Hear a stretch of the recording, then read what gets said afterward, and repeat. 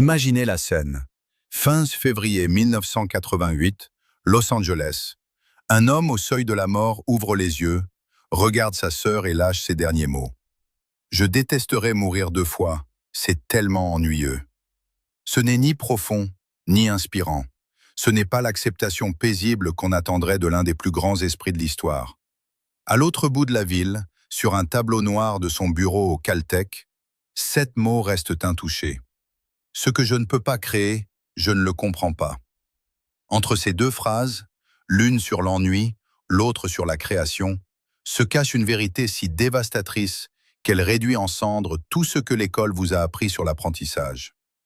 Vous avez passé des années dans des salles de classe, vous avez obtenu des diplômes, vous avez réussi des tests, et pourtant, rien de tout cela ne vous a enseigné ce que Richard Feynman savait dès le départ.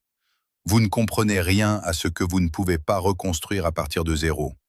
Si l'école ne vous l'a jamais dit, ce n'est pas un oubli. C'est parce que si elle le faisait, elle n'aurait plus de raison d'être. Le dernier message de Feynman n'était pas un adieu, c'était un acte d'accusation. Une condamnation de chaque professeur qui vous a fait mémoriser sans comprendre, de chaque examen qui a récompensé la régurgitation plutôt que la genèse, de chaque diplôme qui a certifié votre conformité au lieu de votre compétence. Vous avez cru au système. Vous avez pensé que réussir signifiait apprendre. Feynman est mort en sachant que c'était une fraude. Le mensonge a commencé tôt. Primaire, collège, lycée. Le même schéma répété pendant 12 ans. Le prof parle, vous écoutez. Le prof écrit, vous copiez. Le prof teste, vous mémorisez. Ils ont appelé ça l'éducation. Feynman appelait ça un entraînement à l'impuissance intellectuelle. Vous récitez des faits, vous citez des sources, mais posez-vous la question. Pourriez-vous rebâtir ce savoir seul, sans manuel, sur une île déserte? Si la réponse est non, alors vous ne possédez rien. Vous ne faites qu'emprunter. Regardez Feynman à l'université. MIT, 1939. Un étudiant de 21 ans assis dans le cours de mécanique quantique du professeur John Wheeler. Alors que ses camarades copient frénétiquement chaque équation du tableau, Feynman est là, devant un carnet vierge. Il ne prend pas de notes, il reconstruit. Chaque équation que Wheeler présente, Feynman la redérive en temps réel. Chaque concept, il le rebâtit à partir des principes fondamentaux. Ses camarades pensent qu'il est un génie. Ils ont tort. Ils refusent simplement de simuler la compréhension. Dans ses mémoires, « Vous voulez rire, monsieur Feynman ?» Il explique qu'il ne faisait confiance à aucun savoir qu'il ne pouvait recréer lui-même. C'est là que le système vous a trahi. On vous a appris que comprendre signifie reconnaître. Vous voyez la formule, vous vous souvenez de la formule, vous l'appliquez. C'est une performance chorégraphiée, pas de la science. C'est la différence entre être un conteneur et être un créateur. L'école veut faire de vous des conteneurs. On verse l'information, on la ressort pour le test et on l'oublie dès le semestre suivant. Ce cycle, consommation, régurgitation, oubli, est la norme industrielle. Pour Feynman, la reconstruction était la seule preuve de possession. Si vous ne pouvez pas bâtir le savoir à partir de rien, vous ne le possédez pas, vous l'empruntez. Et le savoir emprunté s'évapore dès que vous en avez le plus besoin.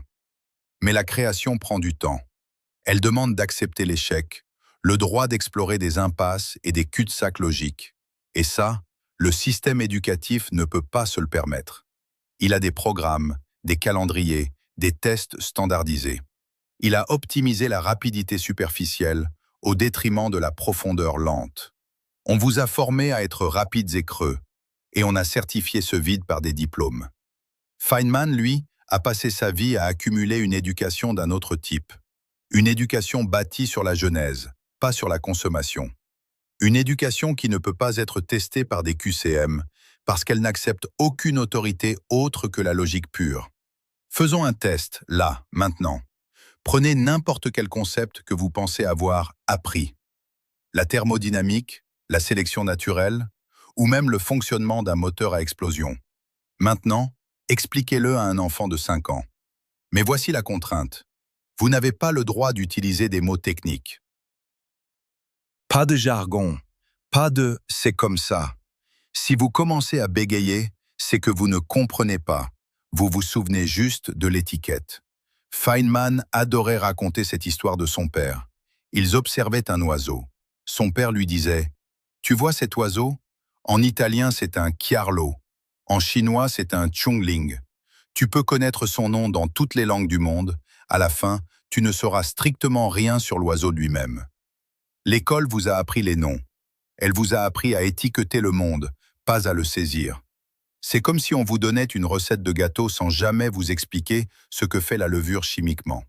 Vous pouvez suivre la recette, mais si le gâteau rate, vous êtes incapable de dire pourquoi. Dans ses carnets à Caltech, on voit la méthode brute. Feynman ne résumait pas des cours.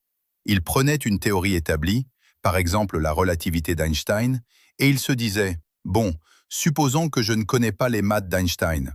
Comment est-ce que je pourrais arriver au même résultat avec mes propres outils ?» Il créait des chemins alternatifs.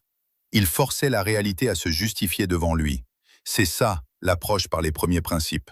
C'est l'art de démonter la machine jusqu'à la dernière vis pour voir comment chaque engrenage s'emboîte. L'école, elle, vous vend la machine déjà montée, scellée, avec une étiquette « Ne pas ouvrir ». Imaginez le dialogue. Le professeur. Feynman, utilisez simplement la formule de Schrödinger. Feynman. Je ne peux pas. Je ne l'ai pas encore inventé dans ma tête. Tant que je n'ai pas construit le pont logique, ce n'est qu'un gribouillage. Cette discipline de ne jamais simuler la compréhension vous rend dangereux. Elle vous rend autonome. Vous n'avez plus besoin qu'on vous dise ce qui est vrai, puisque vous pouvez le prouver vous-même. L'école a optimisé la conformité, parce que la création ne peut pas être industrialisée. Elle prend trop de temps, elle accepte trop d'échecs. Alors, on vous a appris à être des consommateurs de certitude plutôt que des bâtisseurs de vérité. Je détesterais mourir 2 fois, c'est tellement ennuyeux. Pourquoi ces mots?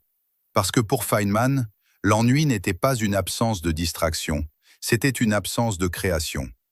Mourir, avec ses routines médicales, ses cycles de dégradation prévisibles et ses boucles de détérioration, c'était le summum de la répétition sans découverte. C'était l'exact opposé de sa vie. Pour lui, l'ennui était une mort intellectuelle. L'école vous a entraîné à tolérer cet ennui. Combien d'heures avez-vous passé à écouter des informations figées, présentées de la même manière siècle après siècle? On vous a appris que la répétition était une vertu, alors qu'elle n'est souvent que le masque de l'impuissance. Mais Feynman, lui, habitait un paradoxe fascinant. En octobre 1946, il écrit une lettre à sa première femme, Arlène, décédée 16 mois plus tôt. Cette lettre, restée scellée jusqu'à sa propre mort en 1988, contient une vérité que les manuels ignorent. Il y écrit « Je t'adore, ma chérie ». Il savait qu'elle ne la lirait jamais. Il n'était pas mystique, il était rationnel. Alors pourquoi? Parce que pour Feynman, même l'émotion devait être créée pour être comprise. Écrire était l'acte de construction nécessaire pour saisir la profondeur de son propre deuil. C'est ici que votre éducation a échoué.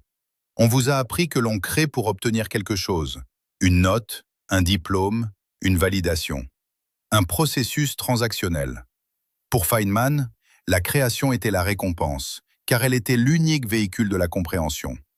Si vous écrivez pour une note, vous n'écrivez rien. Si vous résolvez pour un point, vous ne résolvez rien. Vous jouez un rôle. Ce fossé entre la performance scolaire et la compréhension réelle est ce qui rend les experts impuissants face à l'inconnu. Lorsque la catastrophe de la navette Challenger survient en 1986, les ingénieurs de la NASA sont perdus dans leur protocole. Feynman, lui, arrive avec un verre d'eau glacée et un joint en caoutchouc. Il ne récite pas de manuel, il recrée l'expérience en direct. Il prouve par la construction de l'instant. Il était dangereux pour l'institution, car il était intellectuellement autosuffisant. C'est précisément cette autonomie que le système a cherché à briser en vous pour vous rendre conforme. Le bureau de Feynman au Caltech est resté exactement tel qu'il l'avait laissé. Et là, sur ce tableau noir qu'il a griffonné quelques jours avant d'entrer à l'hôpital, les 7 mots n'ont jamais été effacés. Mais en dessous, il y avait une deuxième ligne. Sache comment résoudre chaque problème qui a déjà été résolu. Et encore en dessous, une liste. Anomalie bêta, théorie des nœuds, effet Hall. À 70 ans, dévoré par le cancer, il dressait encore la liste des choses qu'il voulait construire. Pas des choses qu'il voulait apprendre ou lire, mais des choses qu'il voulait créer. C'est l'ultime leçon. L'éducation n'est pas une accumulation de trophées, c'est une boîte à outils universelle. L'école vous a donné des formules pour la physique, des dates pour l'histoire, des règles pour la grammaire, comme s'il s'agissait de compartiments étanches. Feynman voyait des ponts là où vous voyez des murs. La logique qui permet de dériver une équation quantique est la même qui permet de comprendre une peine de cœur ou de réparer une institution défaillante. Mais cette universalité ne s'offre qu'à ceux qui acceptent de repartir de zéro.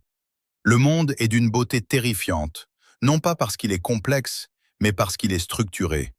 Et cette structure, vous ne la verrez jamais si vous vous contentez d'écouter le récit des autres. La réalité n'est pas un spectacle auquel on assiste, c'est une architecture que l'on habite. Chaque fois que vous acceptez une explication sans la reconstruire, vous restez sur le palier. Vous n'entrez jamais dans la maison. Feynman est mort le 15 février 1988. Il a trouvé le processus de la mort ennuyeux parce qu'il ne lui permettait plus de créer de la compréhension. Mais il nous a laissé le code source. L'intelligence n'est pas un don du ciel, c'est une discipline de l'honnêteté. C'est le refus de dire « je sais » quand on ne sait pas fabriquer.